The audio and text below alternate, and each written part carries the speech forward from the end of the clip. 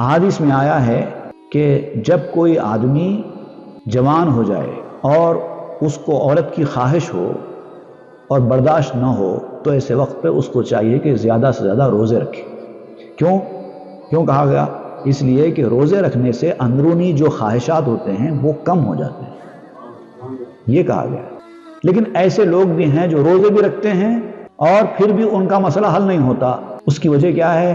اس کی وجہ یہ ہے کہ وہ نظر بازیاں کم نہیں کرتے، اپنی نگاہوں کو روکتے نہیں، نظر کی حفاظت نہیں کرتے۔ صحابہ کرام چونکہ نظروں کی حفاظت کیا کرتے تھے اس لیے ان کو روزے رکھنے کا طریقہ بتایا گیا تھا۔ جو لوگ نظر کی حفاظت ہی نہیں کرتے ان کو روزے رکھنے سے کیا ہوگا؟ تو کہا گیا کہ پہلے نظر کی حفاظت کرو، اس سے بھی اگر بات نہ بنے تو تب روزہ رہنا ہے۔